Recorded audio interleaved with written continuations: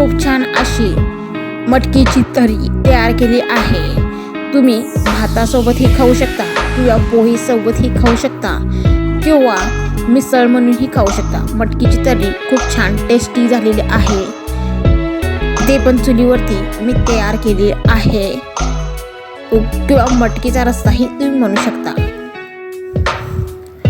नमस्कार, मीरास रेसिपीमध्ये तुमचं स्वागत आहे। मी आहे मीरा।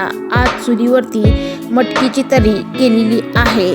चुलीवरती पातेल ठेवून त्यामध्ये तेल घातलेलं आहे।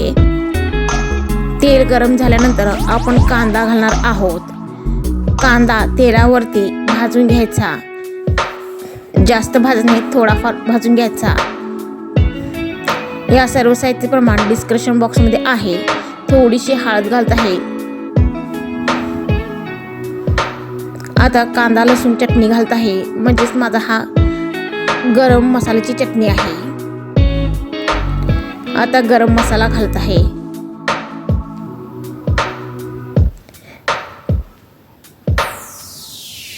हे सर्व जिन्नस परतून घ्यायचं। तुम्ही गॅसवरही मटकीची तर्री करू शकता, म्हणजेच मटकीचा रस्सा तुम्ही करू शकता।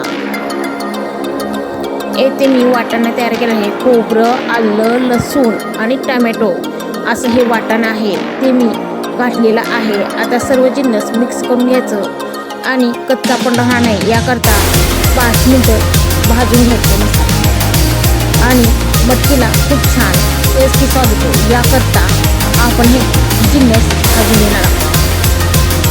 बाहेर कसं होते तरी त्याप्रमाणे आपण ही तर्री तयार करणार आहोत।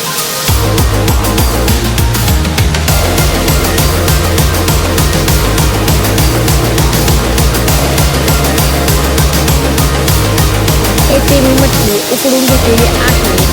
आता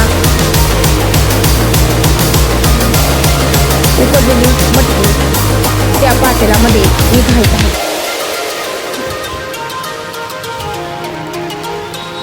सुरुवातीलाच मी मटकी उकडून घेतली होती। सर्व जिन्नस परत एकदा मिक्स करून घेणार आहोत। मीठ घालत आहे, चवीनुसार मीठ घालायचं।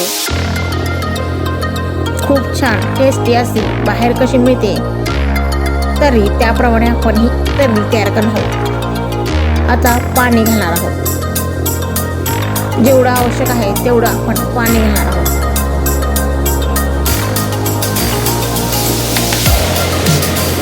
10 ते 15 मिनिटं आपण उकळी येण्यासाठी झाकून ठेवणार आहोत।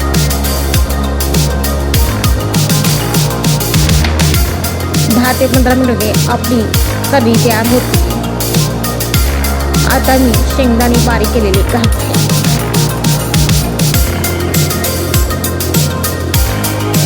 खूप छान टेस्टी अशी तर्री तयार होते, म्हणजेच रस्सा तुम्ही भाताबरोबरही खाऊ शकता किंवा मिसळ म्हणूनही तर्री खाऊ शकता।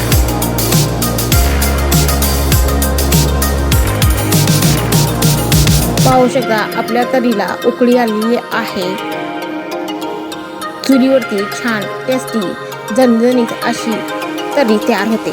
आपली तर्री तयार झाली आहे। मी तर्री सोबत फरसाणा ठेवला आहे, कांदा ठेवला आहे, लिंबू ठेवलेला आहे आणि खोबरं ठेवलेलं आहे। माझी तर्री तुम्हाला कशी वाटली कमेंट करून सांगा। माझ्या चॅनलला लाईक करा, शेअर करा, सबस्क्राईब करा आणि नवीन रेसिपी पाहण्यासाठी बाजूच्या बेल आयकॉनला प्रेस करा।